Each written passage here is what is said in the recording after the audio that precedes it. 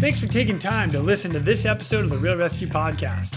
Take a minute to go to therealrescue.com to check out these and other great deals from our sponsors here at The Real Rescue. This episode of the Real Rescue Podcast is brought to you by Breeze Eastern, the world's only dedicated helicopter hoist and winch provider. Axness, because when lives are at stake and conditions are challenging, clear communication is of the utmost importance. SR3 Rescue Concepts, because you don't know what you don't know. And RescueSwimmerShop.com, official high-quality apparel featuring the silhouette. Breeze Eastern, they dedicate themselves to our helicopter rescue world. Since the very first helicopter rescue in November of 1945, Breeze Eastern has designed and manufactured superior rescue hoist solutions. While much of the technology and the unique mission requirements have changed over the past 75 years, their commitment to the rescuers, the operators, and those being rescued has not. Contact them today by visiting them at breeze-eastern.com. The Axness PNG wireless ICS system can bring cutting-edge wireless intercommunication system technology to any aircraft. The PNG system can be fully integrated into an existing ICS system or can be carried on and off as a mobile base station. They can go anywhere at any time on any aircraft. Plus, with the strongest and most robust waterproofed handheld on the market, this system can take a hit and keep working. Their wireless intercom systems are designed to enhance situational awareness through improved communication capability. This system brings superior noise canceling technology to eliminate rotor wash and engine noise from your ICS. The Axness PNG wireless system is currently deployed in more than 1,800 public safety, air ambulance, and search and rescue aircrafts worldwide. I have personally used the Axness system in 4 different countries and on 5 different airframes. It is awesome. If you want more information, contact them today at axness.com. That's AXNES.com. You just make sure you tell them Quinny sent me. SR3 Rescue Concepts is a training company that can help your helicopter training. They train daytime, nighttime, aerial firefighting, hoist, long line, fast rope, rappel, and more. They can assist your program with standardization and safety checks or just an FAA annual refresher. With the certified flight instructor pilots and experienced crew, they are ready to help your agency keep up to date with current techniques, rules, regulations, and equipment. Plus, right now, SR3 is offering 10% off anything in their web store with the promo code, all capital letters, REAL RESCUE, REALRESQ. Plus, they are offering another 10% from their partners Petzl and their equipment. All you got to do is send an email to info@sr3rescueconcepts.com. Mention this podcast, the Real Rescue Podcast, and they'll take care of the rest. And 15 years ago, photographer and Coast Guard rescue swimmer number 526, Chris Razok, created an iconic photograph. This photograph depicted the silhouette of a helicopter rescue swimmer reaching down for an outstretched hand in need against the American flag backdrop. The image went viral and became a symbol worldwide for the rescue community and the people they help. Its wild popularity inspired Chris to launch RescueSwimmerShop.com, a web store offering official high-quality apparel featuring his evocative image, the silhouette. T-shirts, hats, patches, and stickers featuring the silhouette are available at RescueSwimmerShop.com, including the flagship design So Others May Live. Follow Chris and his story on Instagram with the handle @RescueSwimmerShop. And if you are a rescue swimmer, support rescue swimmers, or just tell people you are one at the bar, this gear is definitely for you. When you get to the website, RescueSwimmerShop.com, enter the promo code, all lowercase, one word, RESCUE, RESCUE, for 10% off your order.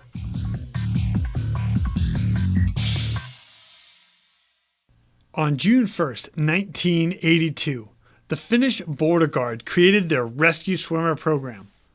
With no instructions or directions as to how or what to do, the first guys selected made it happen. They literally wrote the book on how and what to do. To tell us all about it, where they started, and where they are now, I've got two guys coming up. The first guy, Finnish border guard rescue swimmer number 1, Mr. Juha Raatikainen. And the second guy, to bring us into the now and what they're currently doing, Mr. Sami Olila. My name is Jason Quinn. I am United States Coast Guard Rescue Swimmer number 500. These are my rescues and rescues from those of us that put our lives on the line every day so others may live. This is the Real Rescue Podcast.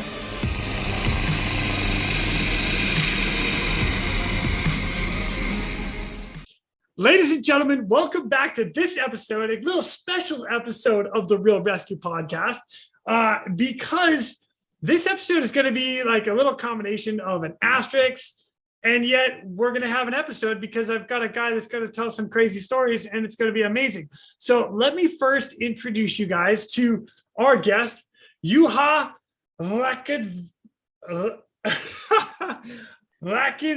Nope, say it one more time. All right, Juha Raatikainen. You got it right. Close enough. Juha Raatikainen. That's correct. Oh, snap. I got that one. That's awesome. I'm going to call you JP because that's your nickname. And tell everybody how you got your nickname. Oh, it was very simple. When I came to US and started flying here, nobody, and I emphasize nobody, could pronounce my name, and especially because I was initially flying in the Midwest. And my name, Juha, it was called Yeehaw all across the Midwest. So I had to go by two initials, JP. That was so much easier. Oh my gosh, that is hilarious. I love it. Well, JP, thank you so much for coming on and joining us today. And this is going to be fun. This is going to be super fun. So the reason I have you here, one, because I want to hear all your stories, but the reason this is a special episode is because on June 1st of 1982, the Finnish border guard decided that they needed a rescue swimmer program, and they built the rescue swimmer program. And this episode is an anniversary of that 40 years ago. Freaking amazing. 40 years ago. And you were rescue swimmer number 1 for the Finnish border guard. Booyah! Correct. Dude, that's awesome. So, I mean, let's get this right going, because I'm so curious about all of this, especially with, the U.S. Coast Guard and how we got started. It's one of those things, most people know the story, and if you don't, it's in one of my episodes, so go back there and listen to it. But the short version is they had this big rescue.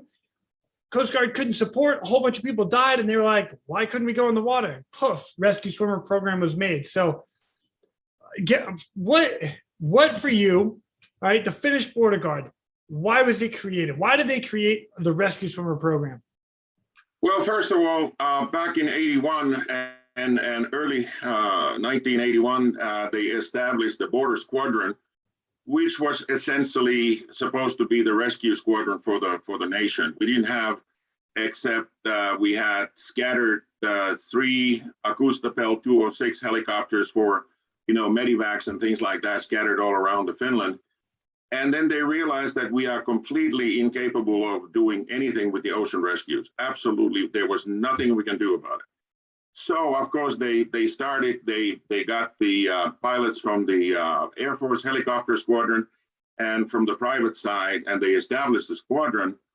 And I have to give the credit where the credit belongs. And the guys, the mechanics, the pilots, they were absolutely the very best you can get into the squadron in a mission like that. But they failed to recognize the issue that, we can have helicopters, we can have the staff, but who's going to go pick up the people? They completely omitted that from the program till they realized late in 81 that is like, this is not working. We can't get the staff from local fire department, the divers, to come over, and they don't know anything about it. So then they, I've heard that before. I just even in like recent times, I've heard that before. yeah. And then all of a sudden, they started applying for the funds for the government to establish the rescue swimmers. And in January of '82, they advertised that in a paper, 3 positions in the country. And let's see, 300 people applied, and 3 of us were selected. Wow. Wow. Yeah. Oh my gosh. Oh, okay. All right. How did that selection process? I mean, they're taking 1%. Man, Yeah, that's they took 1%. holy smoke. That's a tight window to get. 300 guys tried out and 3 made it. And you're number 1. Yeah, they that's what the major said when he called me after application process. So Wow. Okay. So how did the selection go to get you or you 3? essentially, they were looking for the guys with swimming and scuba diving experience. I had started scuba diving already in 1974. I was a competition swimmer in the the scuba class, meaning that I raced with the fins on, and nothing remarkable. My best time was 50.1 on 100 meters with fins on, which is not great when the guys do it 48 seconds without. But still, I was in the top 3 in the country on 100 meters. Wow. So they took that. Then I had military experience. I had just come back 6 months earlier from the United States Nations peacekeeping forces from the Golan Heights. And I just went through the psych evaluation.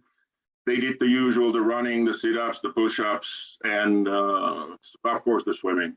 Yeah. And then you just, especially the psych eval, they were looking for the people sitting in the groups to how they can get along with one another and come up with the solutions for stupid questions like being in the moon. That's idiotic. What would you take with you if you get stranded on the moon? It's like, yeah, okay. Oh, you know what? I'm not even sure I would know what to answer that. I gotta think about that. What would I do if I was stranded? Is my wife an option? Because if I didn't say my wife, she would be so mad at me right now. You better be saying my wife. Honey, I love you. I would, if I was stranded on the moon, I would take you with me. Okay, just saying. Yeah, exactly. Just saying. Exactly. That was the whole thing. That's how they did it. There was really no rhyme or reason. They just used the basic testing for any type of job, like high stress job like that. So wow. That's how we got selected. All right. So now once you guys get selected, it then goes on to, first of all, did you have training after you had a selection process? Did they send you? Okay, let's divert that question for a minute then. Where was the first base that you guys set up? Well, the base, if you can call it a base, was set up in my hometown airport in Turku, and it literally had like 2 50-foot barracks on top of one another, and that was our squadron and the base. And they had a big hangar for the one helicopter we had, and that's how we started. I mean, it literally from nothing. We had one rescue sling, one basket, and that's how we went at it. Oh my gosh. All right. So what about equipment? Because now, I mean, you're kind of the first guy. So I imagine they at least hook you up with a wetsuit or a dry suit and pair of fins? Mask and snorkel? Funniest thing of this was that there was no program. There was no training program. There was no gear. There was no nothing. When, like I said, when the major called me from the HQ that I had been selected to the program, and he wanted to know, what do you think we're going to need? That's how the conversation started. What do you think we're going to need? Oh my gosh. Yeah. That is awesome. Yeah.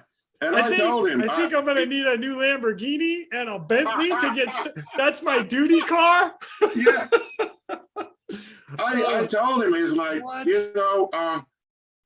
We know the basics. I knew the guy who owned, the Ursuk, the Ursuits, the rescue outfits in Europe. It's a big outfit. That URSUITs. Oh yes, your suit. Yes. So Yeah, those in particular, a lot of people don't know. That's it's similar to Kokatat or DUIs. It's a dry suit, or I think they actually have wetsuits as well, if I remember correctly. That's how he started out of a small little outfit. Yeah. So they make dry suits, but it's for you guys specifically and a couple of other agencies throughout Europe. So it's just another brand.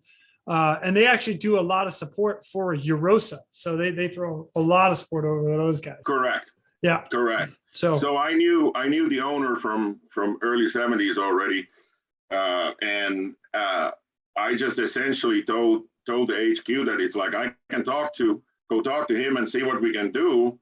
And then once we got together with 3 of my colleagues, we all went over there and we purchased, out of all the possibilities, literally a dry volume suit like the Poseidon 6.5 millimeter suits, just in case we got stuck in the water. Wow. So that we stayed warm in the cold water for a longer time. And that happened. That actually happened a couple of times. Of course it did. Why wouldn't it? Yeah, why wouldn't it? So literally, that's how it started. I got a phone call. It's like, what do you think you need? It's like, I don't know diddly squat about this operation, and you're asking me what we're gonna need? Oh my gosh, that's so funny. All right, so how did this transpire? How did things progress with what you needed? Like, obviously, you know you're gonna need a mask, fin, snorkel, wetsuit, helmet to fly in, way to communicate with the helicopter. So okay.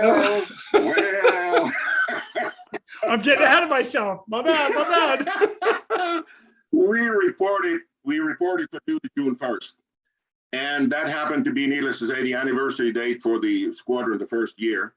And the HQ guys were there and everyone else. And needless to say, everybody is in uniform. We're in civilians. We don't have no freaking uniforms. Oh Nothing. My gosh. No, we just reported for duty. And only thing the first 2 weeks, maybe, 2.5 weeks, only thing we had to identify us as part of the squadron was mechanics coveralls. That's all we had. We had nothing else, literally nothing else. Oh my gosh. Yeah, and then on top of that, since it was a squadron anniversary, in the evening, we got invited to the club, and everyone again was in their parade uniforms, and 3 of us were like bumps on the log over the alien civilians.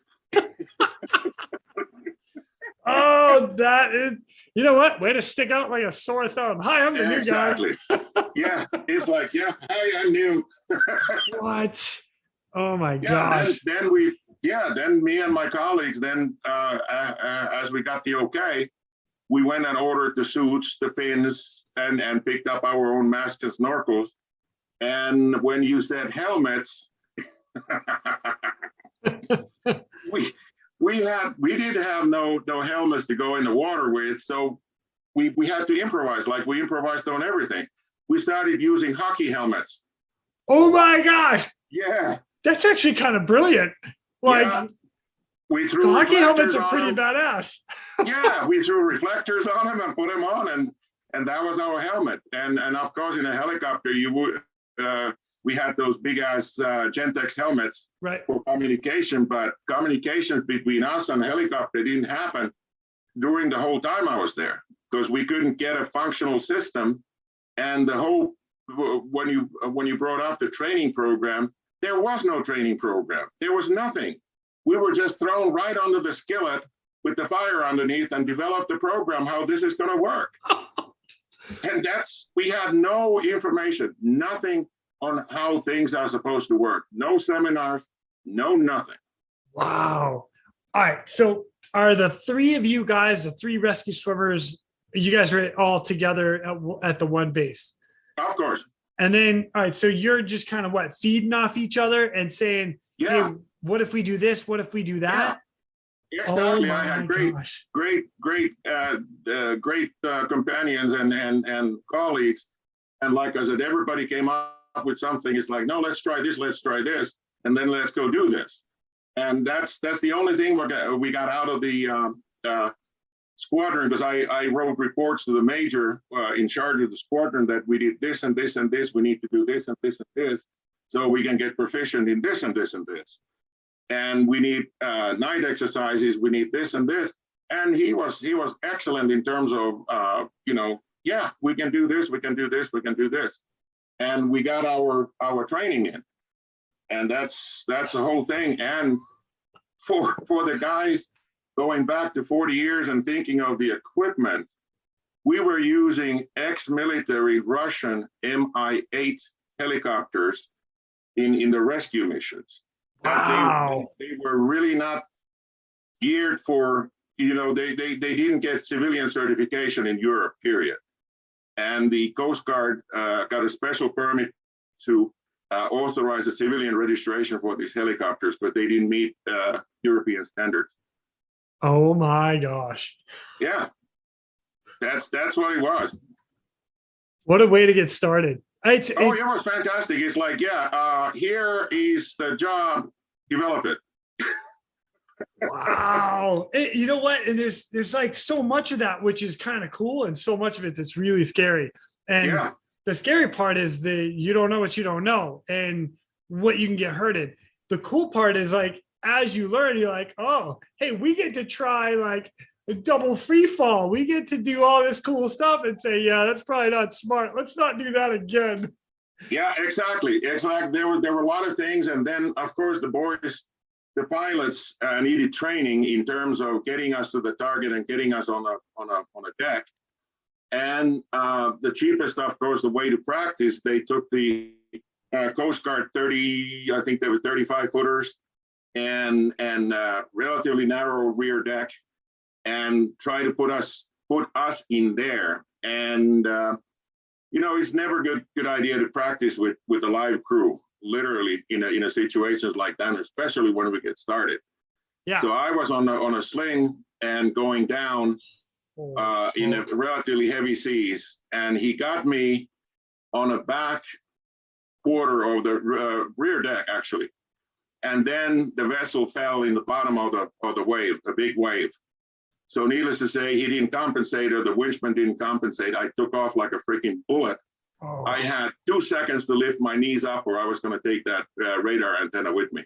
Oh yeah. Oh my gosh. And then I raised the issue. Is like, you can practice all you want, but practice with something else. We're not practice targets. Let's put it that way. Yeah. Yeah. Crash test dummies is what I like. Crash test dummies, exactly. And the same thing, it came the same issue arose with us. It's like, do not go over the target on a heavy target or hard target like a vessel and start vinching us right on top of it. Start from the outside over the ocean, then move closer and drop us on a deck in case something happens. Well, dynamic hoisting. Yeah. Wow. Man, see, that's the stuff that you learn quickly. Yeah. Now, you had mentioned you got hoisted down in the sling. So back in the day, even for Coast Guard rescue swimmers, we had the strop, and that's what we went down. That's the sling you're referring to. That was before we had the nice harnesses that we're using now. LSC makes a great harness. Capewell, all these companies that have harnesses that can go in the water now. My favorite's the LSC one, but like that, it was built for swimmers. It was built for us, and you didn't have that. So we did not. We got harnesses 3 years into the business. We got the government to finally spend the money, so we got the British-made harnesses, what they use on their pararescues. Yep. And it was the hardest thing to convince the government that it says in the manual it's only good for 150 immersions in the salt water, so that they would they have to be junked after that, because as the salt water gets into the equipment and into the locking mechanism. So it was only good for 150 hoist in a saltwater situation. Wow, no kidding. Yeah. Yeah. Now, would they actually like break down, or you guys actually had trouble after that? We never had trouble because we didn't get new harnesses, so and nobody was able to. Even though it's in the manual, yeah, you might not get. It might be a little later that you get those. Yeah. It's like, don't worry about it; it'll work. Yeah. We just essentially, at least me, I opened my own harness, the locking mechanism. I kept spraying it, kept it clean and lubricated all the time so that it wouldn't jam on me. So. I might have been there once or twice as well. And I'm not saying with the Coast Guard, but just in general. Like, yeah. Oh my goodness. Wow. JP, that's crazy. All right. So now you've been there for a little while. What did you guys do to develop the actual program itself? So, I imagine that you guys started doing something with a training program when you started to get new recruits. Well, year later, when we added 2 more, then we had a training program already per se that, we're going to practice going down, rescuing, getting on a raft, swimming, all that stuff we developed for them so that they get qualified for that. And they had already, needless to say, passed the entry exams and everything else. So the same entry exams that you had, the test and the physical fitness test. Yeah. And yes, you can swim with fins. Cool. Okay. Right.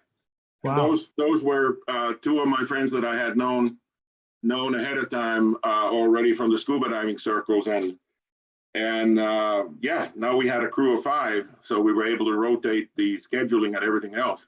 So, what was your schedule like as far as on call? We were the thing was also because government didn't have money, so you were like a week on call.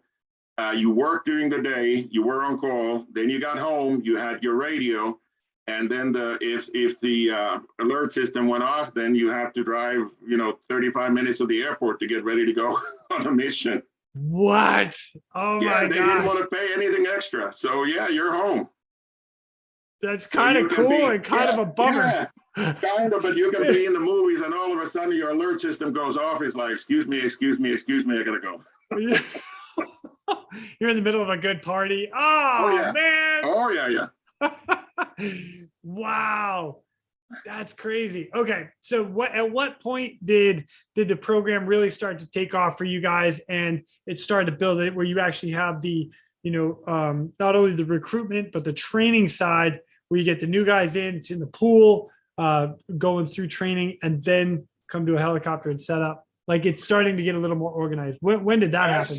It was essentially, it didn't take, but see, we didn't have any pool programs and things like that. We did everything, so to say, live in the water. And we had a chance to go swim in the local big pool for twice a week at the government's cost. Nice. And we did that. And then it was all practice. And as soon as the 2 additional guys were ready, they were back added to the duty roster so that they can be, on standby.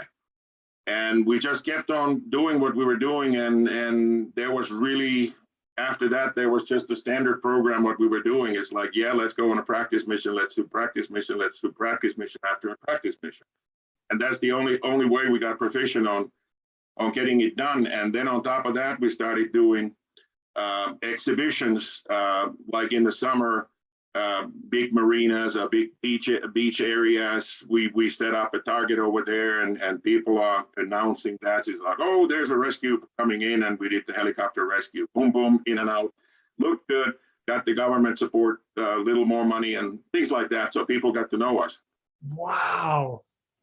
Man, you know what? You got to play it up. That's what I say. Take pictures, video. Make yourself look good. I'm just saying. Yeah.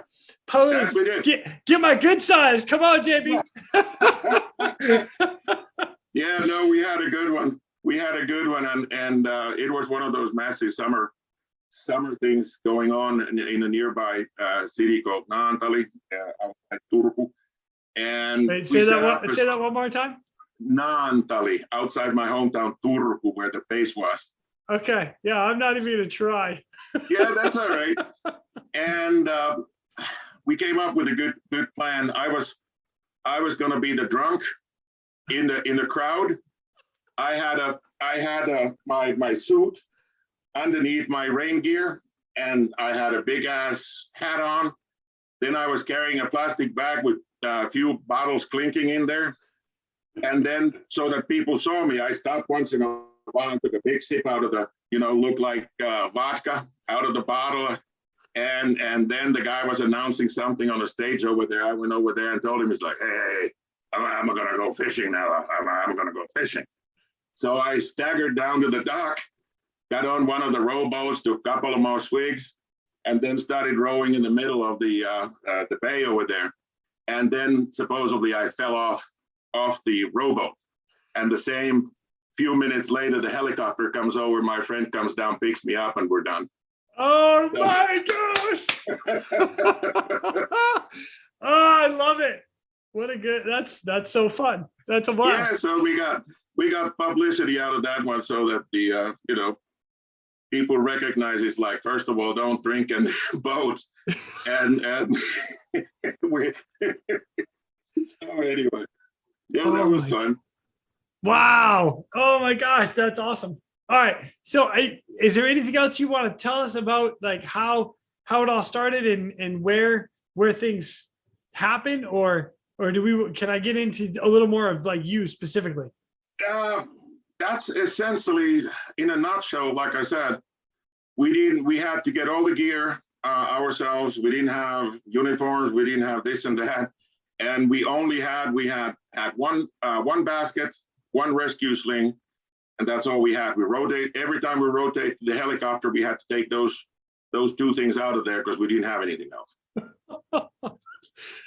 Man, God, that's crazy. Yeah. Then the one thing I'm pretty proud of how we developed that. I can't remember whose idea was a guide rope. Just when you go on a mission. And we started developing the idea how to use the guide rope to get us in, especially in the heavy seas on the vessel. And that worked out really good. The guys over at the Coast Guard made us that monkey's fist, the big rope tie down unit to throw the weight. And yeah, that started working like a charm. Oh, we always use that. So how does it work for you guys specifically?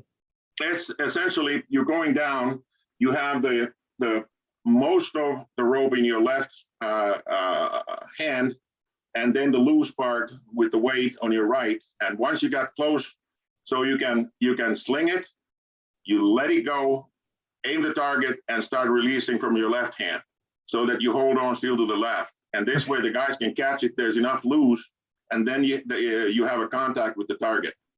And this way, when it's swinging, you can still get in. So I like to call that method myself is a rescue swimmer tagline deployment. And, sure. And so I've done that a couple of different ways. I have never used a monkey's fist. So that I'm very intrigued. I would love to actually try that method. What I've done is I've gotten close within, let's say, 2 meters of the vessel, at the farthest point when it's coming towards me, and I throw like a bag, the whole rope, and the rope, that weight takes it to the vessel. And then same scenario, the person on deck will get it and then help bring me into the vessel. Little side note about that, it's very interesting. And I learned this as I've been flying. When you do that as a hoist operator and as you're coordinating with the crew, as you're conning the vessel in, you want to actually stop like at a certain point. So you're actually going to con twice. And I say that is in like, you're going to pick a target, which is going to be about 2 meters off the vessel, continue forward and right, or whatever direction you're going. 3, 2, 1, hold. When you get to that hold spot, that's where the rescue swimmer should be deploying the line. Once the line's on deck, you'll say the line's deployed, the line's on deck, the line's being tended, and now we can continue forward and right, 5, 4, 3, 2, 1, or again, whatever the direction you're going, and now you're put on deck. But as the hoist operator, the pilot, that's 2 separate cons in order to deliver the tagline. So that's how I do it currently. I love how you guys are doing it back then. Absolutely. First of all, we didn't have any automation, nor did we have contact with the helicopter. So there was no hover automatic, nothing. The guys held it in place by visual clues only. Wow. And the mechanic had to see what we were doing. Are we showing up? Are we showing down with our hands? Which way are we going? And then once we got close, in terms of height, so that we can safely throw the line out, then we did that. But otherwise, yeah, there was no automation. So you can't just hit the button. I'm going to hover right here. No, it was all done by hand. Old school. Come on. Old school, big time. Wow. And limited amount, I forgot to tell you, we had limited amount of hovering power. So the unit had 3,000 shaft horsepower out of two 1,500 horsepower turbines. And if we're in a hot conditions doing a rescue, we only had 6 minutes to do the rescue, and the helicopter had to go a cooling circuit, come back to the same spot, and continue. So you had 6 minutes to get 6 minutes. To get down or the patient up to the Correct. aircraft. 6 minutes. Wow. You know what? I get nervous when I have 15 minutes. 6 minutes. Oh, buddy. Yeah. Wow. Dang, man.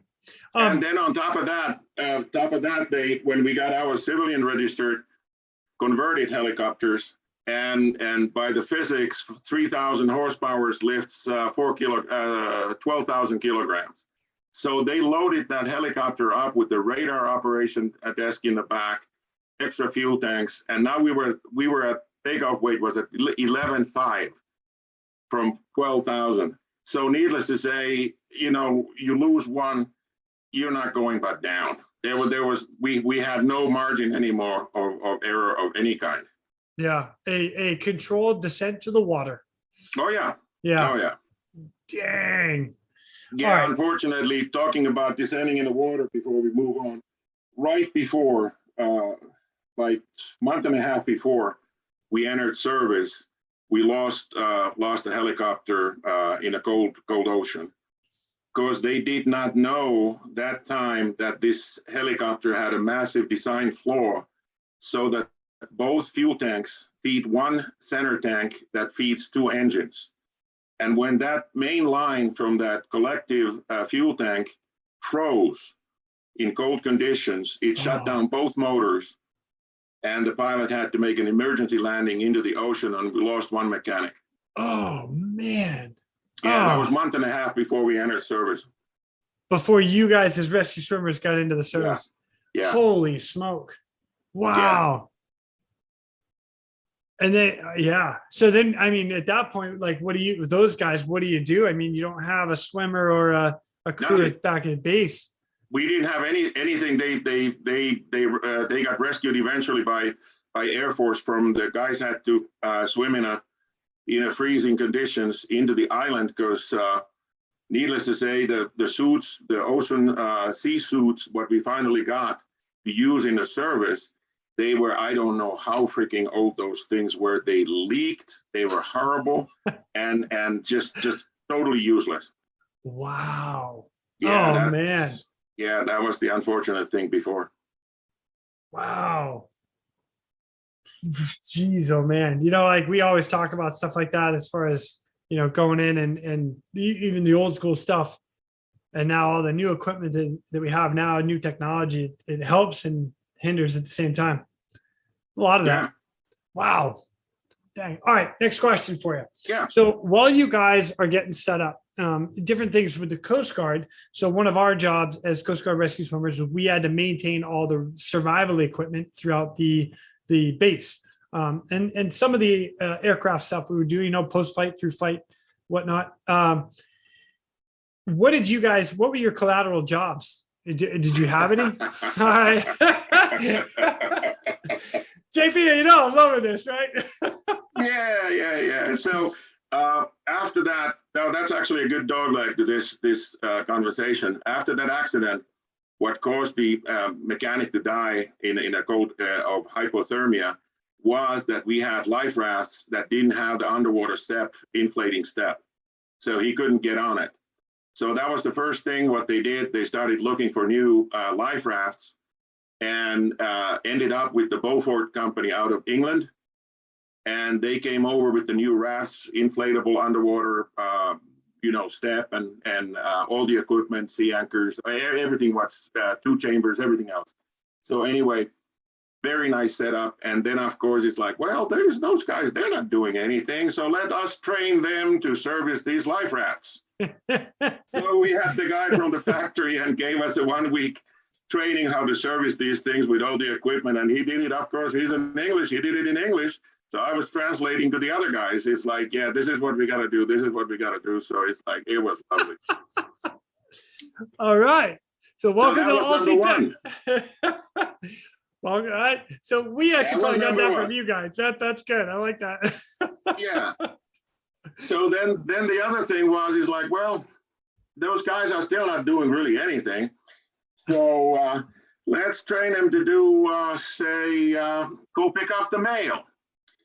So yeah, so we got to go pick up the mail. Then it's like, well, they still don't have anything to do. So how about we'll train them how to use the fuel tanker and refuel the equipment.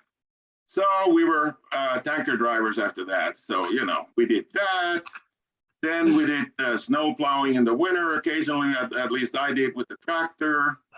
And what else? Oh, yeah, because they're not doing anything. So let's just train them to be navigators. Let's do that. Navigators and observers. Yeah, that's a great idea. Oh so my now gosh. we got now we went through the Air Force observer program, you know, with the flight training and everything, because they bought single engine old military trainers for like, say, $1 a piece. They bought 3 of them. So then they used one of the Coast Guard ex-fixed wing pilots to train us, because we all got 50 hours of basic navigation and observation training, you know, night, low level, bad weather. So it was complete military training.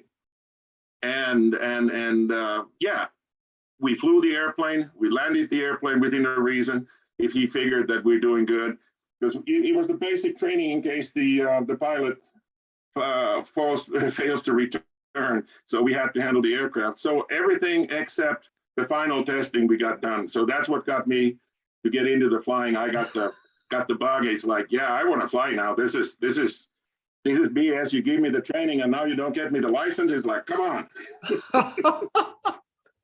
Did you have to do it?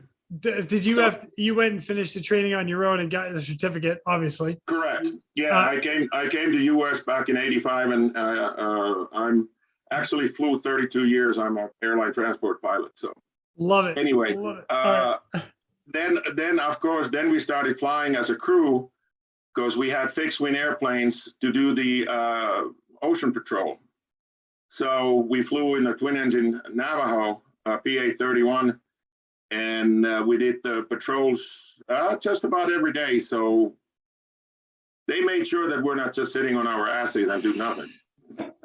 That's not what we're paid to do. We're not paid to sit on our ass and do Apparently nothing. So we're gonna plow, and then we're gonna go get the mail, and then we're gonna learn how to be a navigator. I got it. Exactly. I got you. And the tanker. And the tanker driver. Oh, that's right, tanker driver. We did my everything. Goodness. All right. So now, as things move forward with this, you know, the rescue swimmer, how did things start changing and developing for you guys to where some collateral duties were like, okay, that's not for them, but like a raft, inflating a raft and inspecting that is. Where did that start coming through? Essentially, they figured out that they trained us to do that. And I can't remember if we ever serviced a single one, just inspecting them visually, because I don't think they wanted to take a chance that we actually F up something and then it's not going to work. Oh, hilarious. Yeah. I like that. All right. That's government for you. Yeah, totally. That's funny. Oh, that's good. All right. Well, man, this has been awesome. So I'll tell you what, if you don't mind, I'd like to kind of get a little bit of, for you specifically, like, yeah. What brought you to what made you want to apply to be a rescue swimmer? Well, it was, first of all, I always loved the water element in terms of swimming, sailing, everything about it was enticing to me. And I always liked to be, you know, available to help. And that sounded like an awesome combination to do all that in the same time. And like I said, I had just come back 6 months earlier from the Middle East, and I wanted to do something useful, and that just popped up, and I said, hey, I'm going to try that. That sounds awesome. It's like I get to fly, I get to be all over the place. I just didn't read that little fine print that said that when we arrive to the target, we'll kick you out. I failed to see that. Minor detail. Yeah, That's all right. minor detail. You know what's it's actually kind of funny about that is because when I saw a guy jumping out of a helicopter, I didn't care about everything else. I was like, I want to do that. Again, maybe I should have read the big print, not the little fine print. Exactly. Oh my goodness. All right. So now when you get qualified, when you start building this program and you get it all up and going, you're on duty, you're there. What was your very first rescue? The very first real sizable rescue, we had a lot of search and rescue missions. There's a lot of radio antennas on the islands. We have thousands of islands over there in the northern Baltic, and they all have red warning lights on the top. So when it gets cloudy at night, especially in the evening, and low clouds move in and out, and all of a sudden a red light pops up through the clouds, a lot of locals reported that as a red flare. So we deployed 2 o'clock, 3 o'clock in the morning to look for another radio antenna. So then those were they were practice missions, but there was a lot of them. So the big mission was December 24th of 82. We had a 400-foot oil tanker burning off the coast of Krishna, and we went. It's actually a stupid story in the sense that because we didn't have a whole lot to do, and we were there just Christmas Eve. We were just getting ready to call it a day, and I had been working in the hangar on my car, and I had taken both rear shocks out. I had one in already. And then all of a sudden the alarm goes off, and we already had the second in command of the whole sector over there, the commander visiting the locations. So I'm running into the barrack, almost run into the commander. He said, where are you going in such a hurry? And I said, we have a burning oil tanker, gotta go. Only thing he said, he just looked at me and said, God damn it, and started running over to the barrack with me. Because needless to say, he was on duty at that time also in terms of the command structure. So we get everything, we get the gear. Oh, also, part of the deal also was to drive the helicopter in and out using the tow bar most of the time. So we had to collect the gear, got into the chopper, and we flew to the nearest oil refinery that wasn't far away to pick up the fire crew. And now we're going back to start heading towards the target, and we see the target already on the scope from 10 miles, and there's a ton of ships approaching because it was a serious mayday. And as soon as we were approaching, the captain of the vessel comes on the horn and calls all ships. This is Purha, immediate explosion danger. Back off 5 miles. Holy smoke! So we see the Air Force was in front of us because they were closer. They picked up part of the crew, and now we go on a hover and we go on a forecastle for people forecastle, and we got on a low hover, more than maybe 14 feet, 15 feet, and I go down and start getting the crew out. To the forecastle so we can get them in the chopper. And at the same time, the overheated fuel is steaming, venting out of all the vents. All the vents on the deck, it's just venting out. It's just one spark short of an explosion. And we have the Coast Guard had come to the spot already. They had a 300-foot tow rope on it. We're right on top of the tow rope. Mechanic just looks down at the tow rope and said, that goes, we all go. It's like, yeah, agreed. So we got everybody out and flew them back to the base. Then, needless to say, before that, we dropped all the firefighting guys down before we took the crew in, and they stayed. So now we had to fly fly back to the base, refuel, then go get more equipment, more pieces and equipment from a different refinery. Took them over to the guys over there that needed, all kinds of pumps, whatever they needed. The engine room was on fire, and the fire was climbing up the cable channels already up to the bridge, and only the first officer and the captain stayed on the vessel. So we do that. We fly a mission over there again. Come back. We call it a night. Alarms go off first thing in the morning. 5:30 in the morning. We gotta go back. So now we pick up another crew of firemen. Go back over there. Get the other guys out. And I never seen guys so tired and so exhausted as those 5 firemen were. I mean, we got them in a chopper, and they literally collapsed on the floor. They were all black, full of blisters and everything. They did one hell of a job. They saved that vessel. It was unbelievable. Cow. Hats off to the guys. They did one hell of a job. So that was the big one, first big one for the Coast Guard. And like I said, we made the news. This time we made the news. We were headline news. You think? I'm just saying. I mean, oh my gosh. Yeah. But yeah, it was really close. It could have gone off at any second. When you see the overheated fuel steaming off all the vents, I mean, it's just a matter of time. And you're in a hover right next to it. That's always a Warman hover. That's just hovering, and I'm on the deck, so it's like no matter where you are nearby. Yeah, that. Oh my gosh, what a wow! I can't even imagine the feeling you have looking at that either. I mean, I've been in some hairy spots, but that, holy smoke! Yeah, it was exciting. It gave you the purpose immediately while you're here. Wow. Yeah, and you really don't have time to look around. You know how it is. You don't look around. It's like you next. Let's go. Let's go. Go. And then okay, everybody up. Let's go. Yeah. Oh my gosh. What a outside of searching for flare sightings in the fog, that's an eye opener. Like it was one of those things. Like I said, it's like, okay, this is what it's all about. Wow. All right.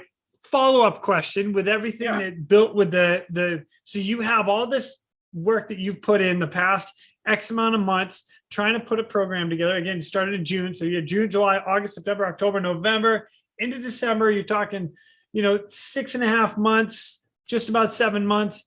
And that happens. Were you guys able to get a whole lot more for the program at that, following that case? I'm sure the funding, we didn't have major issues after that in terms, I don't think, to get what we needed, like those harnesses and things like that. Yeah. That came with it, but we were able to actually prove the point, what they tried to prove the point earlier, that this is why we needed rescue swimmers. We needed this is what we need. So we need to go get people away from it, and we can't just have mechanics go down. It's gotta go down like this. Yeah. Wow. So we did get recognition from, of course, not just us rescue swimmers, but the whole squadron. It's a team effort. There's no eyes Agreed. in there. It's a team that does the job. Yeah. No, I can't emphasize that enough. It's not just one guy. And like you and I are having a conversation right now, so it's all about you. That's fine. But outside of that, it is a team effort, 100%. Like, you can't get there without your pilots. You're not getting hoisted in or out without your flight mechanic or hoist operator, and you're not having somebody do the job if they're not down there. So exactly. I mean, it's a one crew, and one crew, one team. That's how it works, and everything has to work smoothly. Yeah, I agree. Wow, what a way to start your career off. 6 months into it. Holy smoke. Okay, keep rolling, my friend. What else you got? All right, we had a learning experience on winter operations. How shit really can go wrong real quick when everything is frozen.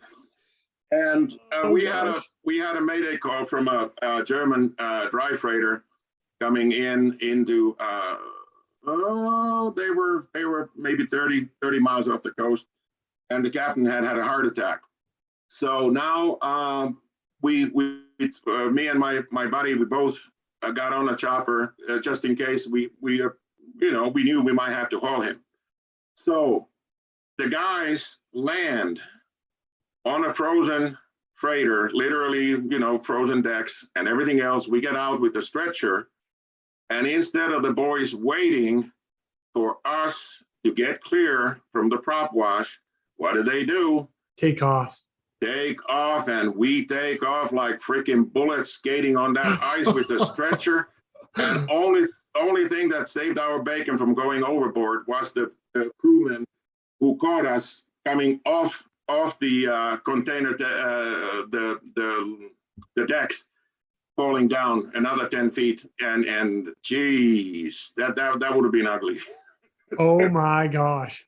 Yeah, so now since we didn't have any kind of communication still, well, we didn't have any radio communication with the helicopter. So we go look at the captain. Captain is in his cabin, and we start hauling him out of there. Before that, I go on a bridge. I grab one of the VHF channel 16 and call the helicopter. They didn't know where the hell that was coming from.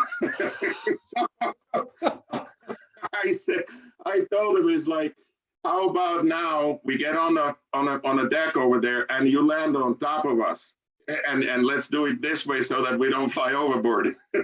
Oh my gosh. But that was lesson learned in winter conditions when the decks are frozen.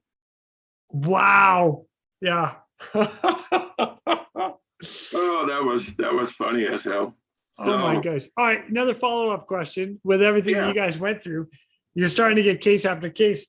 Did you guys get medical training at any point in this time, or? We got the first basic first aid training, so that we had the kits and everything else. So the level 1 first aid. So nothing more serious. After I left, the boys actually got the new guys and everybody. They got the paramedic training. They had to go to the school for that, and on top of everything else what they already were doing, which was fantastic, because now you can actually, only thing we were able to do is just, we stopped the bleeding on little things, and essentially, if we knew it was something really serious, we had a doctor and a nurse on call from the local hospital, so we took them with us when we went on a mission. But I had we got lucky a couple of times. Those big ferries that go from Finland to Sweden, and like that Estonia disaster, that was one of them. Right. One of the ferries. And we practiced a lot of them. Literally, we practiced picking up crews and landing and everything else on them. But again, we used the small AB-206 Jet Ranger for small evacuation, because it fit perfectly on the deck over there. We were able to land between masts and chimneys. And needless to say, I emphasize, the pilots were fantastic. So we had to pick up a guy. I was on duty, and we went on outside Helsinki, about 40 miles maybe, in the middle of the ocean. And the guy had a brain aneurysm, and he landed between the stacks over there. Needless to say, not being experienced in that situation, it was like kind of gnarly and different. So now we load up. Luckily there was a doctor and a nurse, and we put the patient in a sitting position in the middle, in the back, and they kept giving him oxygen and kept him alive. And now the fun part starts. Now we're overloaded. We are overloaded, and the pilot now, because we had those big rubber floats on it. Yeah. And we're now way up high in the sky on a big Silja Line cruiser. He started bouncing it to the edge of the ship, then nosing that damn thing into a nosedive straight towards the ocean. To try to get the forward airspeed. Oh my gosh. Yeah, I've heard of guys doing that. Oh, dude. I literally have heard of guys doing that off oil rigs, like with some of the old like 412s and stuff. They would overload the aircraft, drop into a nosedive off the rig to get into that forward airspeed. Yeah. That is crazy. It was extremely, it was, it was an interesting moment. But I had 100% trust on the pilot. I mean, he knew exactly what he was doing.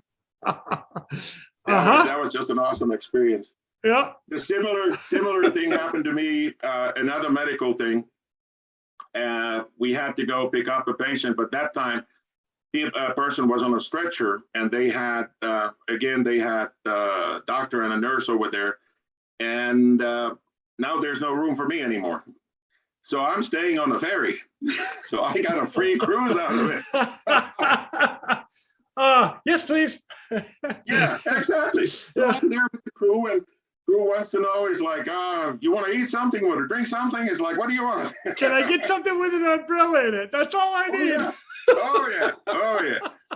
You should have seen the customs and the police when I come out of the cruise late in the evening, because this happened in the morning. I didn't get back until late in the evening, and I'm there with my helmet and my sea suit and my rescue pack with me, walking through. As hello guys, hello. How's everybody? Where are your papers, sir? You see, here's what happened. Is it? Yeah, I got a story. Here, hold my umbrella break. I'm going to tell you all about it. Hold this, please. Oh my God. Yeah, we had a lot of problems, like I said, with the before we got the civilian registered helicopters, because then we put the American winch on those unit helicopters, and that was a lot more reliable. Because the Russian winch, what we had 7 different pulleys that the cable went through. Oh wow. Oh, interesting. Yeah, it was typical Russian design. It was just, I don't know how they even made it work. Oh well, can you get into a little more detail with that one? Because I've never even heard of a similar system. So 7 different pulleys, and when you run a steel cable through that many pulleys, it'll automatically put a twist on the cable. So now, if you're hanging from it and it gets released towards the winch, it makes a bird's nest immediately. It goes into a million different knots, and that's what left us in the water in a training a couple of times. The mechanic, we had a system already developed at that point, that if the mechanic reaches out of the helicopter and shows a pair of pliers, we know what's going to happen. So, oh my gosh. Oh yeah. So they left us in the water, and they went back to the base. The fix the cable, come back and get us. What? Oh, wow. We just swam to the, usually it was a training mission, so we just swam to the nearest little island or whatever and waited over there. And that thing was dangerous as hell. That winch was dangerous as hell. I was on a night mission training, and the Russians had that. We just tried it once, and that was one time too many. It was like a chair that connected to that winch. And you sat in it, and needless to say, and then hold on to your dear life. And what happened at night, they were lowering me down to a small little rock on the ocean, just to practice, putting me on a ship. And that freaking thing started spinning because of the twist on the cable. I went to such freaking revolutions that I had to put my chin down to my chest, close my eyes, and they started lowering me down to the rock. I didn't even know that I was coming down. I was just expecting that thing to snap at any second. Holy and smoke. then my legs hit, knees hit, my head hit the rocks, and it was just boom. Thank God for a hockey helmet. And well, no, that time I was actually I was on my regular gear. Oh, okay. I wasn't supposed to go in the water, so I had the Gentex heavy helmet on. Oh my gosh. But yeah, talk about the hockey helmet. You should have seen the look on the guy's face. We had a fire on one of the islands, and now we're gonna go over there to check if anyone needs any rescue, because there was a house on fire. So we get on the scene. Needless to say, the fire is almost out. They had put it almost out. So now we put the helicopter nearby. Now the whole thing is in flames again. Oh no! Yeah, and then they saw me in the red diving outfit with the hockey helmet on, coming out of the helicopter. They didn't know if they was gonna cry or laugh. They just looked at me. He's like, "No, we're good." Oh my goodness, that's hilarious. That was hilarious. Wow. Oh yeah. But yeah, those Russian equipment, they were extremely dangerous. That I'm gonna have to look up that hoist because I mean, I've never seen one, but to have 7 pulleys to be running through, like at the helicopter. Now, I assume the cable is going inside of a drum on the side of the helicopter. It's not like coming. No, it was all inside. So there was an arm. Wow. There was an arm that turned out when you open the door. You turn the arm out, and that's where the pulley system came all the way down to the motor that was on the floor. Oh my gosh! So and the that's whole when we finally got the equipment from US that worked on the new, and I mean we were able to do 2-man hoist because with the old one we were limited to maybe 150 kilos. So with the other one, we were close to 300 kilos. So 350. So. Wow. Yeah. So let's see, I got to do the quick math here. 100 kilos is about 220 pounds. Yeah. Plus another 100. 240. Yeah. About 350. Like that. So. 350 pounds. That's, I mean, that's a lot, but it's not a lot when you're talking about 2 guys in gear. Exactly. Won't support it. So yeah. Wow. So what a trip! Yeah, it was a handful of equipment. Even the pilot said it was relatively reliable. Only thing that was going for the MI8 was it had de-icing system on the blades. Yeah. Of course, not approved for civilian use or anything like that. But in our conditions, that came to use, several times. Yeah. So we, when I was flying in Alaska, we flew the H-60 and that had de-ice on the blades too. Very nice to have, you have to have them. Yeah, totally. And it's all on the leading edge and very super stoked. It's kind of a warm and fuzzy when you're flying too. So you feel that, but JP. No, it was when we finally got our, because, we didn't even have decent, lighting equipment on it so that we can do search lighting and everything else. Once we finally got the civilian version, we had 2 1.5 million candle searchlights left and right. So we were able to actually see what the hell we're looking at and trying to find something. So it was exciting times because really the equipment was, non-existent. And you just got what you needed when you needed. Like something didn't work, you get a case, you're like, you know what? We really could have used X. And then poof, a couple months later, and then a year later, 6 months. You have X. Yeah, 6 months later, you have X. Why did we get this? Oh, because of this case right here.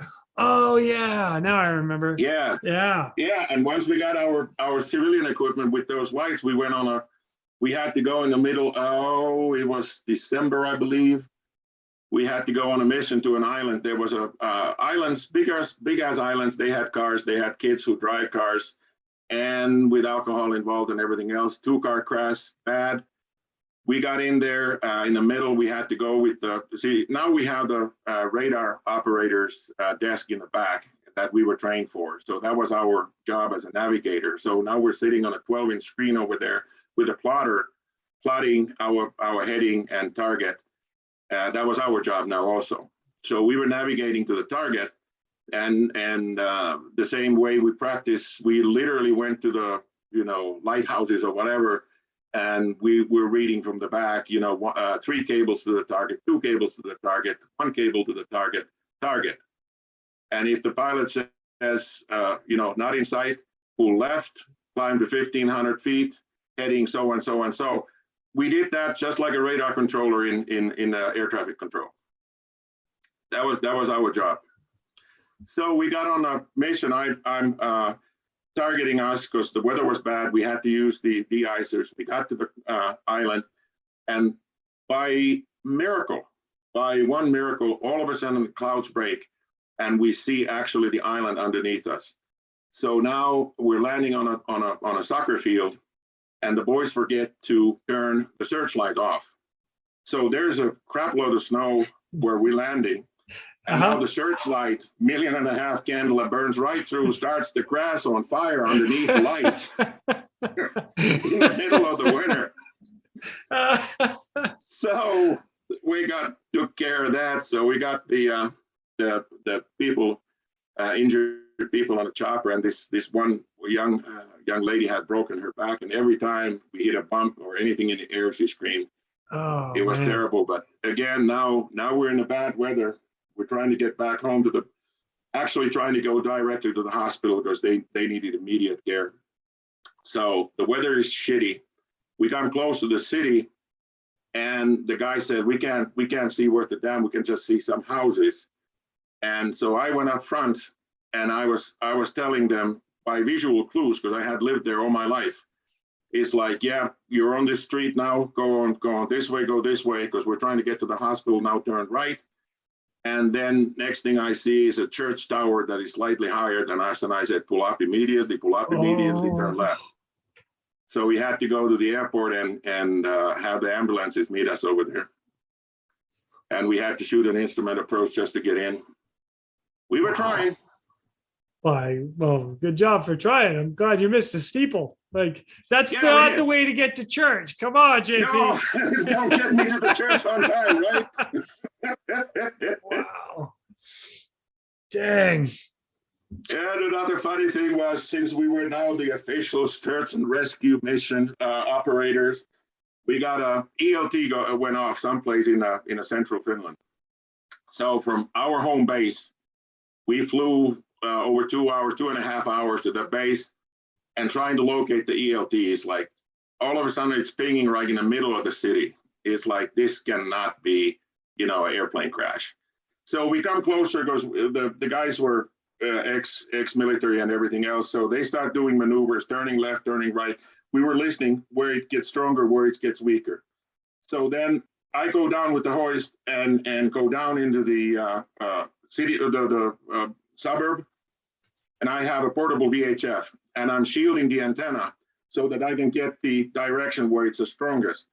And I start walking, and I walk only a couple of blocks, and I see open garage door with the sailplane tail sticking out.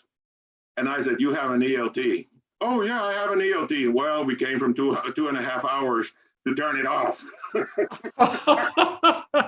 Yeah. Thank you, sir. I need you to turn that off, please. Thank you. Yeah. That'd be appreciated. Oh. Yeah, he had taken it off the plane and just put it on the shelf, slammed it down, so he triggered it immediately. Oh my gosh. And the funniest thing was, we were less than 20 miles from the military airbase. Oh, no way.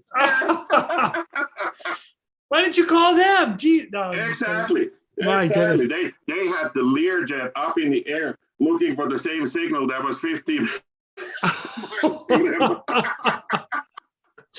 I will say I've had a couple of those myself. Hey, can you guys shut off your ELT things? And they're like, oh, all right. Sorry, Coast Guard. Sorry. Yeah. Didn't mean to disturb you. Our bad. As you're flying like over the whole the port and all the boats and everybody's in there, you're like, which one is it? Hey, whoever's got the ELT, shut that shit off. Yeah, exactly. That's exactly right. Oh, so that's essentially what we were doing.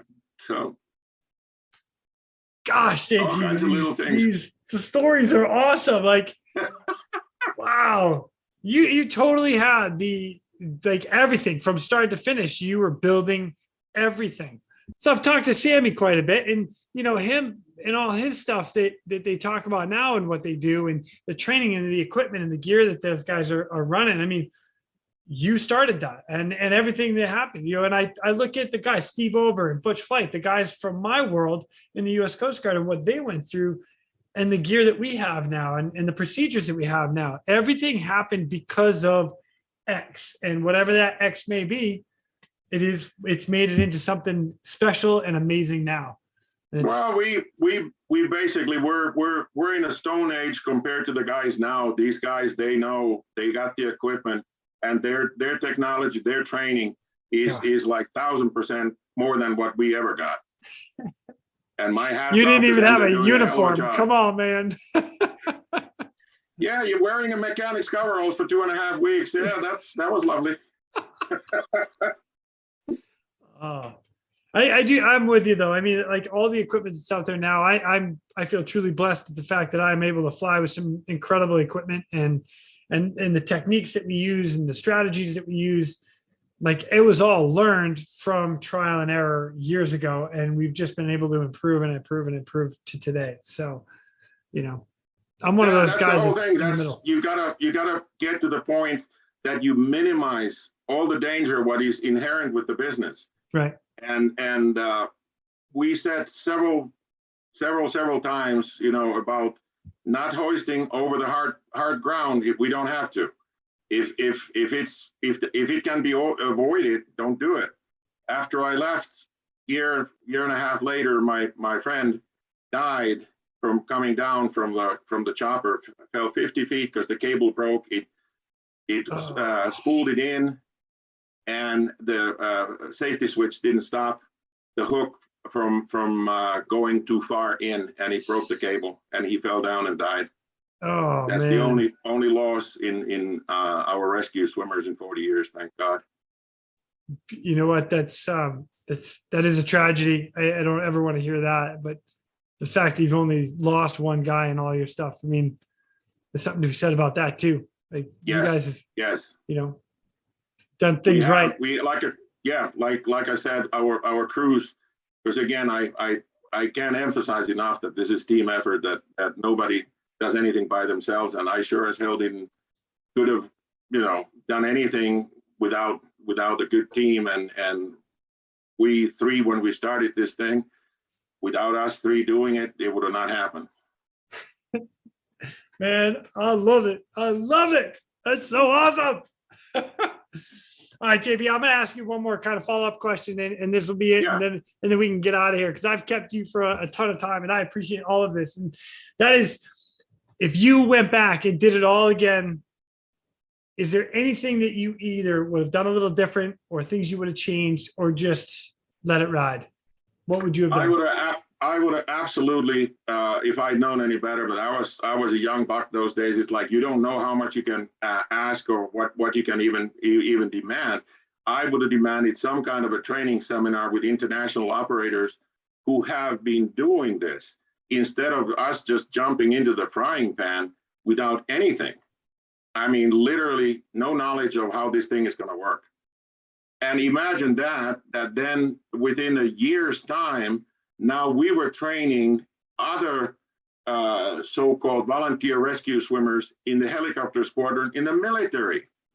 It's like this happened in a year's time. It's like, no, we should have had a lot more information, a lot more knowledge when we started doing this, instead of just trial by error. Yeah, it's because we tried everything. We tried, like I said, we went through scenarios where we assumed that the winch is broken, so we drop a life raft from the helicopter, launch it, and see if we can get it close to the people. And you know how that ends when the helicopter is nearby. That is, you just say bye to the life raft. Yeah, right. Oh, wait, there it goes. Yeah. And you're like, ah. A 5-meter swim turned into a 100-meter swim pretty darn quick. Oh, exactly. Which then turned into the 500-meter swim, and you're like, got it. Yeah, it's like, I don't want to do this. Wow. Man, JP, I'll tell you what, man, this has been an incredible treat for me. I throw a huge congratulations to, the Finnish border guard, and the fact that you guys have hit 40 years. All the rescue swimmers that have come after you, the three of you guys set the pace and paved the way for the rest of them. And you know what? Well done, sir. Well done. Thank you, sir. You're very welcome. It was our pleasure. You know what? I'm sure it was. It was. Oh, I love it. Well, I'll tell you what, JP, when I get back to the States, you and I were talking about it a little earlier offline, but you know where my hometown is, and you have friends and family out there. So looks like we're meeting in Ashburnham, Massachusetts for a beer and build an actual Finnish, wait, what are we building? A real Finnish sauna. real Finnish sauna made by a Finnish guy. So there's going to be a stamp of approval on it. Boom! You got it. It's going to be awesome. I love it. Dude, I appreciate this, man. Thank you so much for coming on and sharing the stories and how the Finnish Border Guard created the Rescue Swimmer program. Thank you so much. It's been awesome. Absolutely my pleasure. Thank you for being able to be part of your program. Thanks. And I'll catch you later. That's it. All right, and ladies and gentlemen, I'd like to welcome back our guest, Mr. Sami Olila, and he's from the Finnish Border Guard in the New Guard now.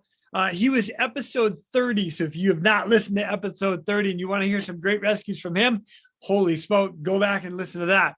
But Sami is in the Finnish Border Guard currently. He's been there for 26 years, and he is going to give us an update as far as what these guys are doing now. What's up, Sami? How are you, brother? Hello, Jason. Nice to Good to see you again, here. buddy. Yeah. Yet again. Yet again. I think it's the third time. Yeah. Yeah. You know what? I miss you. That's why I like having you back. I'm really looking forward to meeting you live in Portugal. I know. One of these days. Yeah, that's right. Portugal. Bring on Eurosa. Let's go. I like it. Well, I'll tell you what, we had such a great conversation from JP, and he just gave us some phenomenal information about how the Border Guard or the Finnish Border Guard set up its rescue swimmer program. He was number one.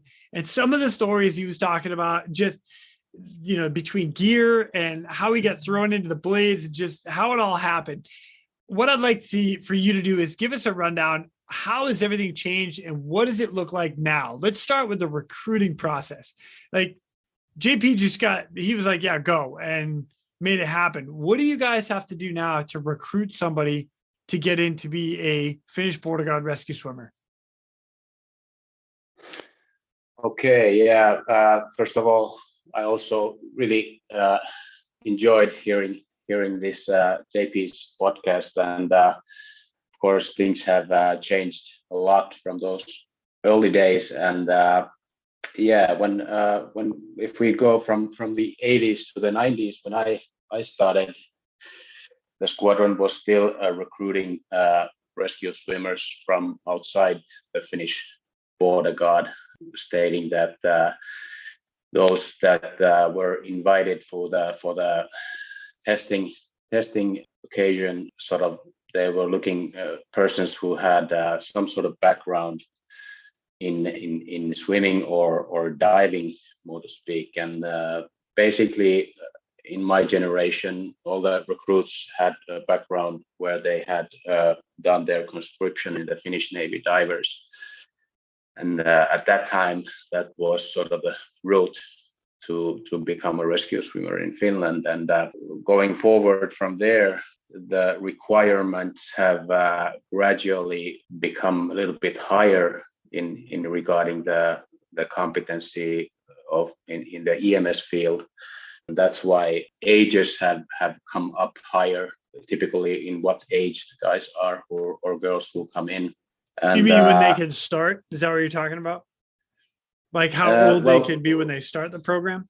Yeah, if you think of the requirements and what kind of degrees they should have already done, so they have to have some sort of studies or experience already in the background. So it's not very it's obvious that the ages are more close to 25, between to almost to 30 years old. And at my time, when I was getting in, they had like an age limit that you had to be under 25, and that's the thing that has changed. And also when we come to the current time, the requirement is that all the recruits need to be Coast Guards or Border Guard men already working in the Finnish Border Guard to be able to apply for the job. So nice. It's yeah. So you guys you're recruiting basically right out of the Finnish Border Guard guys right in, but they've already got some sort of experience in firefighting or EMS, something with a medical, and then bring them into there. Yes, correct. And we have sort of put out this message to the people who are interested, and there's quite a few persons who have maybe worked already in the rescue services elsewhere, and then when they have heard that in the near future there might be an opportunity to apply for a rescue swimmer program, they will first apply for the Coast Guard Academy, and from there they sort of apply when the window opens for the position or for the training. They seek for that spot. Wow. So how long does that usually take from basically they apply and assuming that everybody gets picked up? Like let's say I'm gonna come apply. Now I can't because I'm too old, but let's say you got a new guy coming in and he applies, he gets picked up because he's got the experience. How long does it take before he gets into the rescue swimmer training?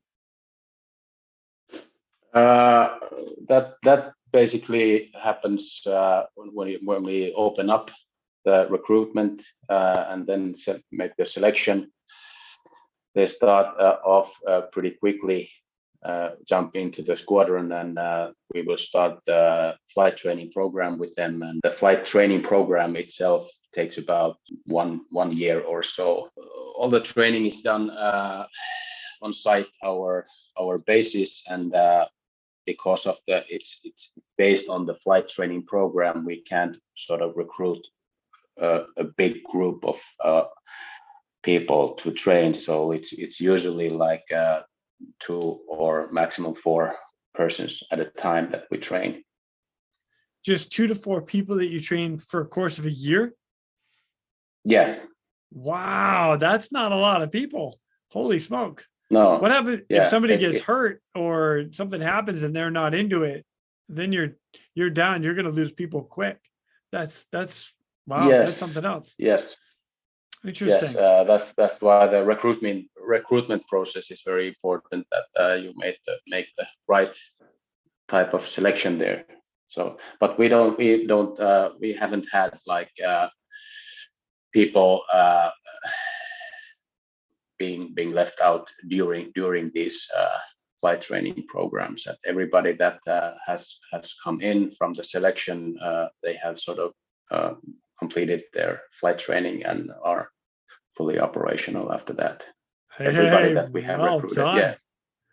Man, that's awesome. Like we look at our training, again, I don't have a whole lot to compare to. I mean, it's interesting. Actually, I'll go into real quick the U.S. Coast Guard, when they did it, when they said, hey, we need a rescue swimmer program, they went down to the U.S. Navy because the new U.S. Navy had already had the program. So they were just like, hey, put these guys in here, train them to be rescue swimmers, and then we'll bring them back in and put them at the air stations. And then eventually the Coast Guard made their own program. You guys had nothing. Like you started with nothing. JP said that, and it was like, what?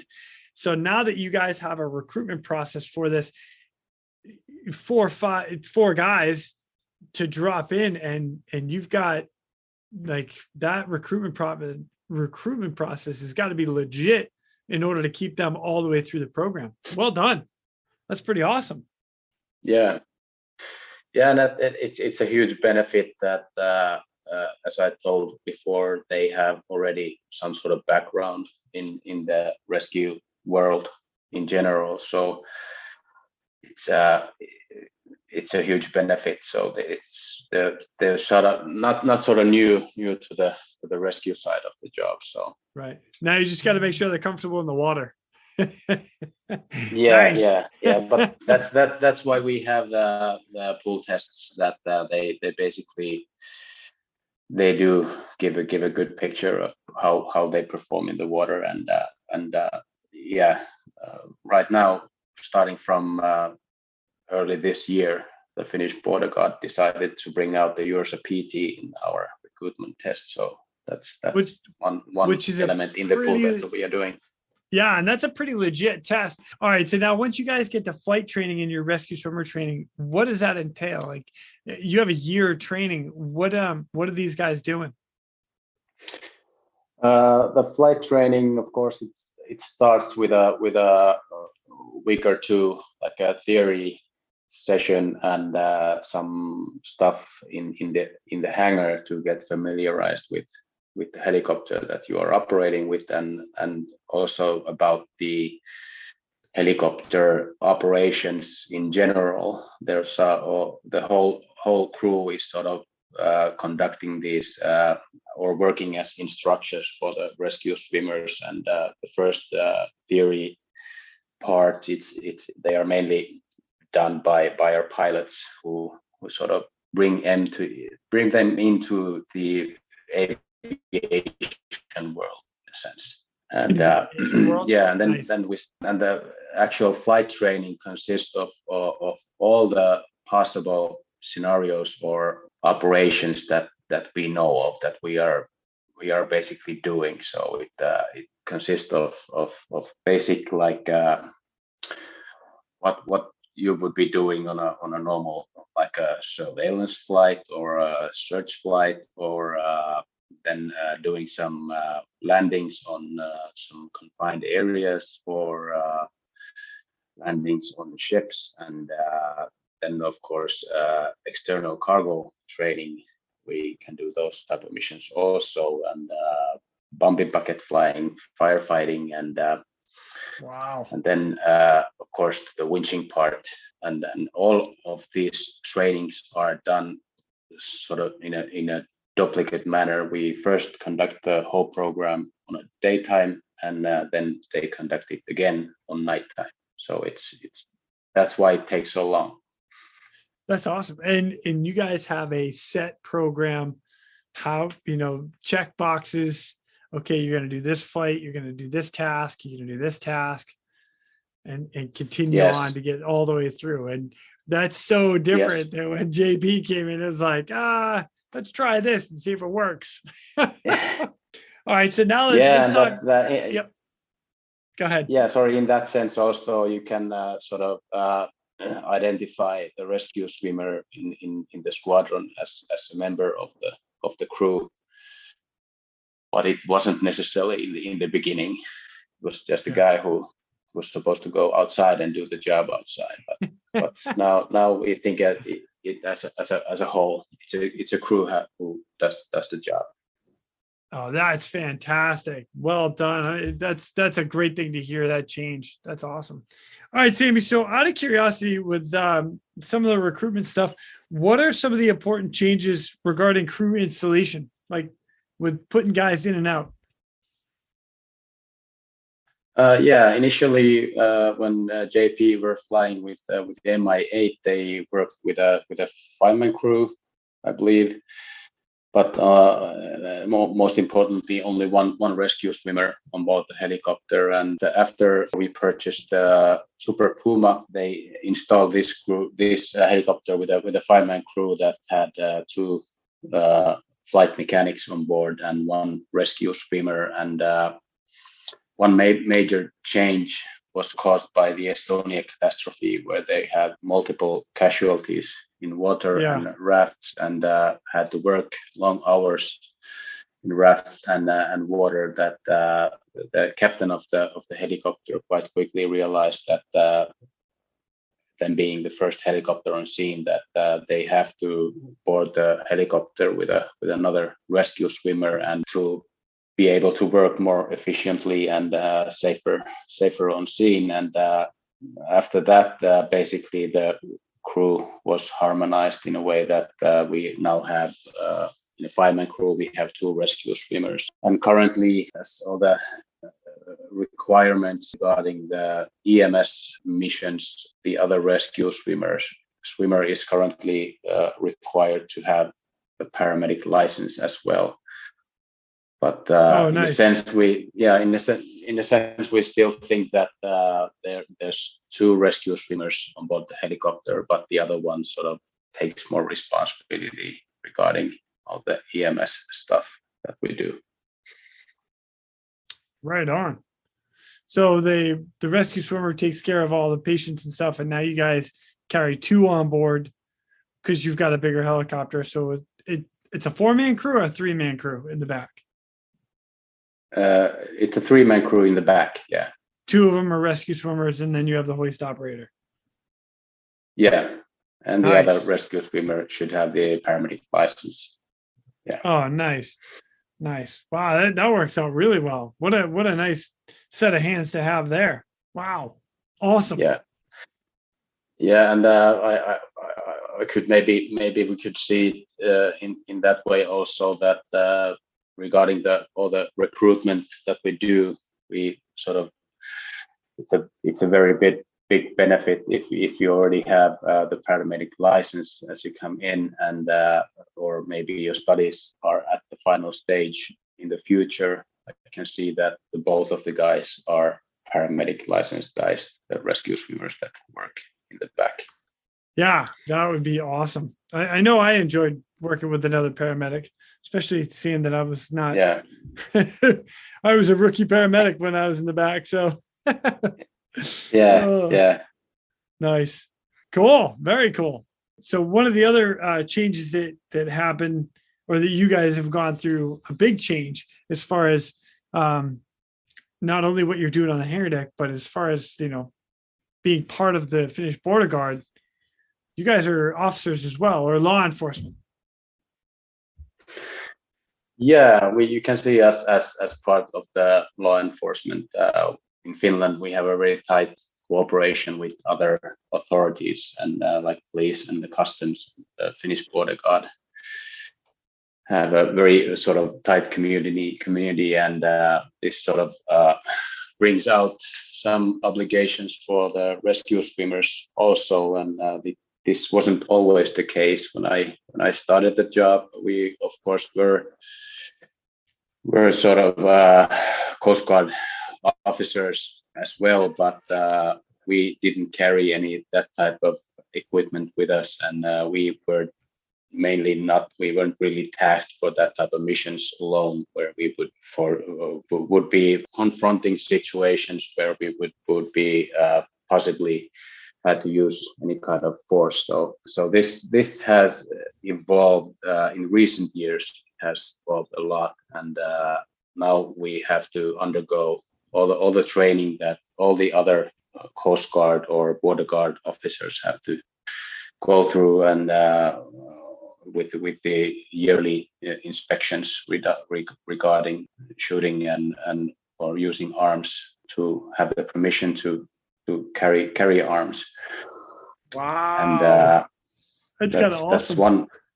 That's one element that sort of generates a lot of work for us, and also so we have to sort of keep an update for many different fields in our work, in a sense. So it's and but we have like our in the squadron, we have some of our rescue swimmers have been trained to work as instructors for this, and so we get along by ourselves, in a sense.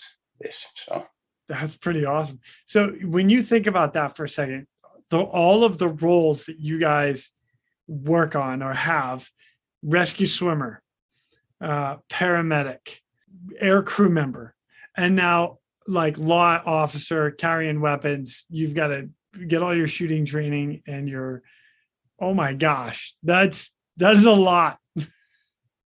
That is a lot, and yeah, and we realize it, and it's really you have to train all these fields to keep you updated, and of course there are different personalities within us, but we all understand that we are sort of Border Guard or Coast Guard officers first, and that's why it's very important to bring up this issue as well.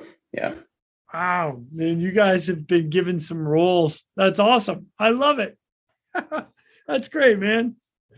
So what about now some of the gear that you guys have brought on? And again, JP's going out in a hockey helmet and, like a wetsuit that he had to go down the road with and find. What are you guys using for gear right now that's standard across the board? If I look back at the 90s when I started, of course, in the beginning, in JP's time in the 80s, they were looking for, of course, all the materials. If we talk about dry suits, they have also sort of evolved and gotten better in time. When I got in at the time, I don't know if Ursuit at the time made such suits. We were looking at these trill laminate fabrics that they use in the diving world today, but in the 90s they weren't like that typical material yet. The mid 90s, so we used, it was a suit from the UK at the time, Akion or something like what it was called. But coming to the 2000, Ursuit started to make dry suits that also would sort of fit our idea of the dry suits. And basically what we are looking in a dry suit is that it should be light enough, and it should feel comfortable, and so that the gear itself should sort of bring out minimal strain or affect the job like negatively. So these materials have evolved a lot, and today they are really lightweight and work really good with the rescue swimmer job. Nice. Very nice. You're not wearing hockey helmets anymore, right? No hockey helmets, and actually there was a long time that we didn't. When I came in, we weren't using any helmets. Actually, it's just a neoprene hood.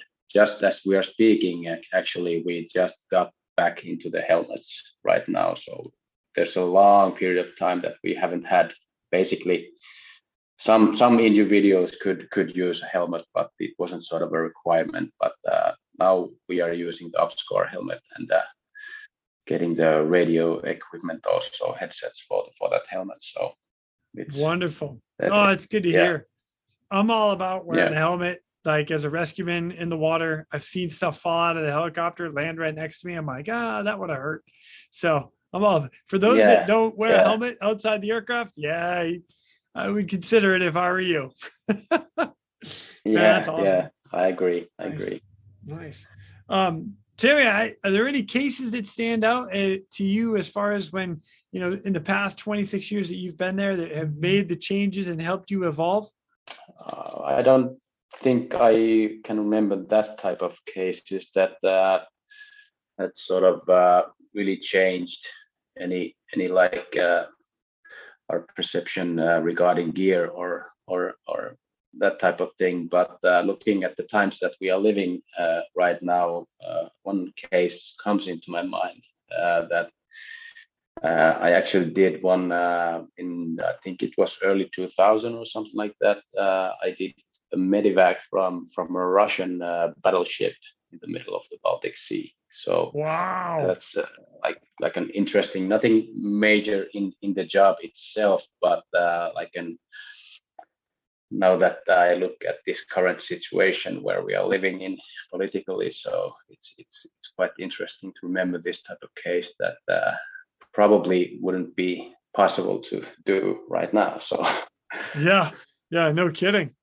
Jeez. It was like a sailor who had some sort of medical condition there, and we had our HEMS doctor with us there, and we had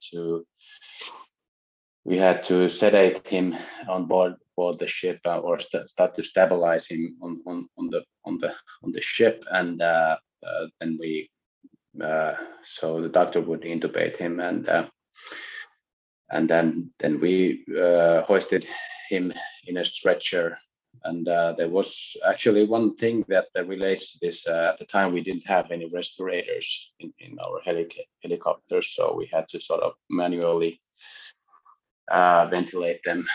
And wow, the doctor was asking me if it was possible to do a double hoist with the litter, so that someone would be ventilating him also during the hoist. And this is a procedure that it's not an official procedure that we have in our flight operations. And I agreed that I could do it, but then just before we were to do it, he said that maybe it's okay that if it takes only like 1 minute maximum 2 minutes, that we would just hyperventilate him a little bit just before the winch and do it normally with a guideline, and that we did. Wow. But yeah, yeah. The stuff you end up learning on different cases, it's amazing how it rolls through and changes procedures. And the fact you're doing it on a Russian battleship, that's kind of cool too. That's a cool story. Yeah. So it's one certain thing that has sort of stuck in my mind in that case was that we were handling the patient on the ship, and it was in the middle of the night time, but I think it was like summertime, and but we still had to use our immersion maritime suits there. So in the summertime, they tend to get really hot in those suits, and we were really sweating at the ship. And I just remember the Russian Navy crewmen bringing some tissues to wipe off my forehead there in the deck. What a nice guy. Yeah. Oh, that's funny. Very cool. So Sammy, with all this, the recruitment process you have, the training you've got set up, the new gear, with all the stories that have happened, all the rescues that you guys have done to kind of create what you've got now, is there anybody going through the training at this moment? Yeah, we actually have just done a recruitment process and selected 3 new guys, the squadron. Nice. And congrats to all these guys. And they are just starting their flight training. These guys, they were all guys, and unfortunately, it would be nice to get a girl every now and then also to the squadron, to the job. But so far we haven't had any women even in the recruitment tests. So they're coming. Shout out one day. Yeah. Come on, ladies. I'm sure. Let's step it up. Yeah. Yeah. So yeah, three guys, and they are all close to 30 years old, and everybody 2 already have their bachelor's degree in the healthcare, being paramedics, and also have worked for a while as paramedics, and the other one being also a fire department diver. One of the guys is just finalizing his paramedic studies, so they have a very, very good background in this sense. So yeah, really looking forward for these guys to finally get through the flight training program. Yeah, man, fantastic! I love it. New guys coming in. I expect to see their name on your ROSA list here pretty quick too. Beautiful. Yeah.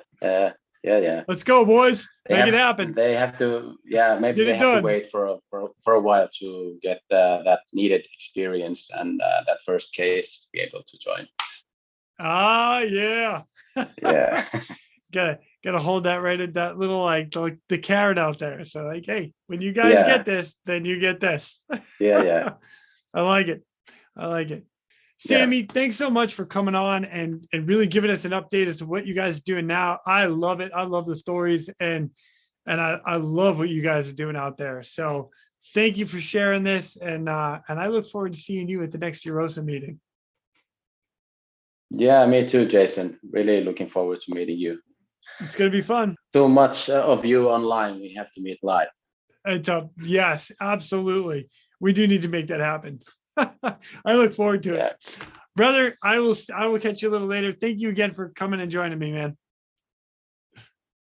Thank you, Jason. See you later, bud.